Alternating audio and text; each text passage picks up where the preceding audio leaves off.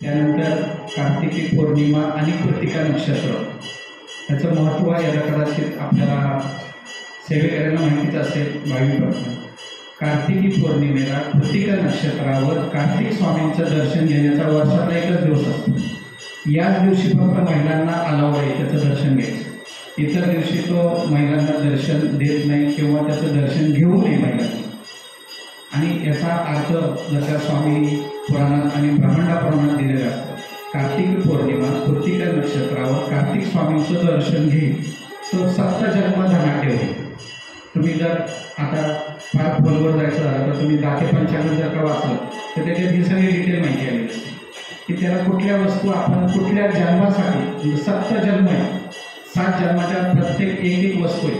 त्या वस्तू त्याला आठवण करायच्या. आपण इथं फ्लेक्स लावलेलं आहे, खाली पण लावलेलं आहे, तुम्ही नंतर पाहून घ्या. त्या वस्तू आपण त्या दिवशी त्याला हे करायचं. आता एक कृतिका नक्षत्र आणि पौर्णिमा हे कधी कधी एकत्र येतात. कधी कृतिका नक्षत्र अगोदर येतं, कधी कृतिका नक्षत्र नंतर पण येतं. त्यावेळेस पौर्णिमा बुधवारी आलेली आणि कृतिका नक्षत्र गुरुवारी आले योगाकडे. आणि आपल्या परिसरामध्ये निगडीला सुद्धा कार्तिक स्वामींचं मंदिर आहे. आपल्या शेजारी हनुमान मंदिरात सुद्धा कार्तिक स्वामींचं मंदिर आहे. इथेही तुम्ही दर्शन घेऊ शकता. या दिवसापासून येणाऱ्या 15 दिवसामध्ये आपण आपल्या जे विद्यार्थी शाळा शिकतात ज्यांना प्रमोशन पाहिजे, ज्यांना पगारवाढ पाहिजे, त्यांनी 6 मुखी रुद्राक्ष घ्यायचा. त्याच्यावर 28 वेळा प्रज्ञाविवर्धन स्तोत्र म्हणून अभिषेक करायचा. तो तीर्थ विद्यार्थ्यांनी ग्रहण करायचं आणि दररोज 1 वेळा आपण प्रज्ञाविवर्धन स्तोत्र त्या 6 मुखी रुद्राक्षावर सेवा घ्यायची. आणि ती रुद्राक्ष त्या पुरुषांनी, माता भगिनींनी, विद्यार्थ्यांनी जर का धारण केला तर त्यांना यशप्राप्ती मिळते. त्याचा जो मंत्र आहे तो आपल्या मासिकामध्ये, आपल्या नित्यसेवेमध्ये पण आहे. षडंकान विघ्ने महासेनाय धीमहि तन्नो षष्ठ प्रचोदयात्.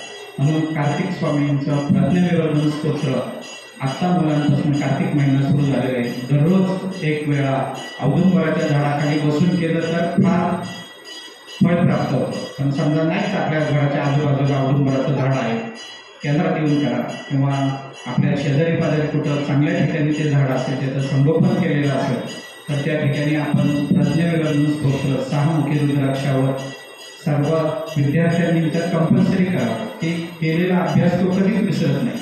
एवढी ताकद त्या 6 मुखी रुद्राक्षावर आणि प्रज्ञाविवर्धन स्तोत्रावर आहे. म्हणून प्रज्ञाविवर्धन स्तोत्र हे आपण आपल्या विद्यार्थ्यांकडून 3-4 कडव्यांचं आहे. पण आता कदाचित त्यांनी 2-4 वेळा वाचलं तर त्यांना मुखपाठ पण होऊन जातं आणि चालता बोलता येते. ती सेवा करू शकतात. विशेष महत्त्वाच्या कामाला जाताना किंवा परीक्षेला जाताना आपण तो 6 मुखी रुद्राक्ष जवळ घेतला किंवा गळ्यात धारण केला, हातात धारण केला तर त्याचं फळ आपल्याला नक्की प्राप्त होतं. म्हणून या येणाऱ्या पौर्णिमेपासून किंवा आज सुद्धा तुम्हाला करायला हरकत नाही. कारण कार्तिकी महिन्यात हा सगळा संकल्पयुक्त कार्यक्रम असतो. त्यात आपल्याला जेव्हा वेळ मिळेल, ज्या दिवशी जमलं त्या दिवशीपासून चालू करा. 28 दिवस 28 वेळा सांगितलेले. मग आता एवढ्या दिवस सांगितले की त्याला आपल्याकडं कारणं भरपूर असतात. सेवा करायला काय सांगितलं की त्याला कारणं भरपूर असतात.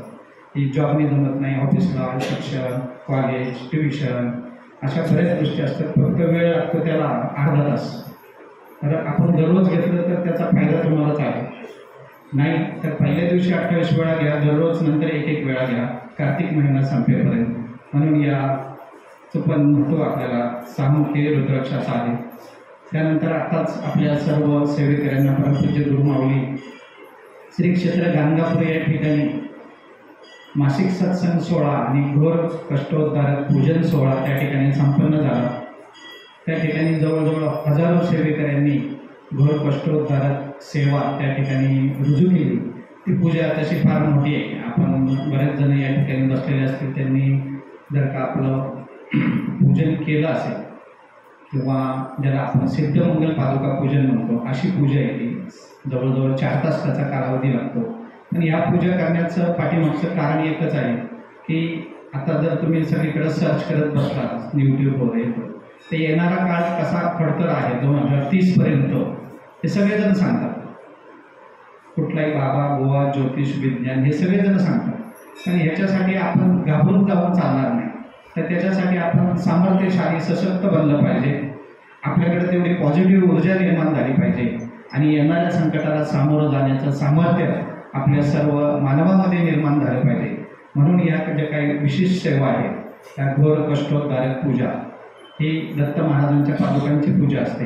आणि दत्त महाराजांनी स्वतः सांगितलं की जेव्हा आपल्या कुठल्याही देशावर, राष्ट्रावर, राज्यावर किंवा कुटुंबावर जे अतिभयान संकट येईल तर त्या संकटाच्या वेळी जर का ह्याचे 1000 पाठ केले तर मी ते संकट तात्काळ दूर करेन.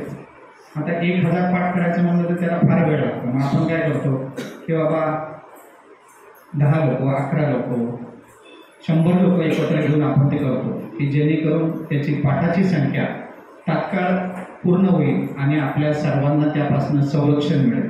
म्हणून या सामुदायिक सेवा माऊली त्यासाठीच घेत असतात की 1000 पाठ जर आपण कुणाला सांगितले तर शक्य होत नाही. आता एखादा माणूस ICUमध्ये आहे आणि त्याला जर वाचवायचे आपल्याला, डॉक्टर तसा हात वर करतात, ते म्हणतात मी माझे प्रयत्न करतो, शेवटी वर्षाच्या हातात आहे.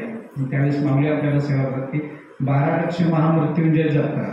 आता 12 लक्ष महामृत्युंजय जप करताना त्यावेळेस त्या घराची, कुटुंबाची परिस्थिती नसते जप करण्याची, आणि त्यांच्या डोक्यात फक्त आपला मनुष्य कशा प्रकारे बरा होईल आणि लवकरात लवकर कसा येईल. मग त्यावेळेस आपण काय करतो की सामुदायिकरित्या आपण केंद्रामध्ये तो जप केला जातो. मग आज एवढी लोक इथं बसले, एवढ्या लोकांनी 1 माळ जप केला म्हणजे किती माळी जप झाल्या? आज आपण 150-200 लोक आहोत. एवढा जपाचं काम त्याच्या क्रियेला कामी आहे. पण त्याला सुद्धा काही उपयोग पर्याय आहे की निस्ता जप करून चालणार नाही. हा जप केला की तो वैयक्तिक आपल्या खात्यावर पडतो. ज्यावेळेस आपण संकल्पयुक्त करतो की अमुक जण, अमुक विद्यार्थ्यांसाठी असेल, त्या गोत्रातील माणसासाठी असेल, पेशंटसाठी असेल, त्याचा संकल्प आधी त्या कुटुंबांनी इथे येऊन करायचा असतो. महाराजांना विनंती करायची असते की माझ्या कुटुंबामध्ये असं असं आहे, तर त्याचं संरक्षण मिळण्यासाठी सामुदायिक सेवेचं फळ आमच्या कुटुंबाला प्राप्त व्हावं. जेव्हा असा संकल्प तुम्ही कराल आणि त्यावेळेस इथं सेवा घेतली जाईल. आज रोज 200, 250, 500 माळी जप आपल्या सर्वांच्या खात्यावर वैयक्तिकरित्या पडतो. कारण आज आपण 1 माळ इथं जप केला पण आपल्याला 300 माळीचं पुण्य प्राप्त झालं. म्हणजे सामुदायिक सेवेची एवढी ताकद आहे. म्हणून सामुदायिक सेवेमध्ये माऊली आपल्याला महत्त्व देत असतात. म्हणून जेव्हाही काही येत असेल तर तेव्हा आपण आधी महाराजांना विनंती करून संकल्प म्हणजे काय, तुमचं नाव, पत्ता आणि ॲड्रेस जर तुम्ही व्यवस्थित दिला तर कुरिअर तुमच्या घरी व्यवस्थित पोहोचेल आणि ते तुम्हाला मिळेल. जर का त्याच्यावर पत्ता नसेल, नाव नसेल, फक्त कुरिअर टाकलं तर ते कुणाला मिळणार आहे? कोणालाच मिळणार नाही. संकल्प म्हणजे शास्त्रामध्ये प्रत्येकाला आधार आहे, तसं विज्ञानानं आणि अध्यात्म या दोन्हीची सांगड घालून आपल्याला हे कार्य माऊली सांगतात. म्हणून कुठलीही सेवा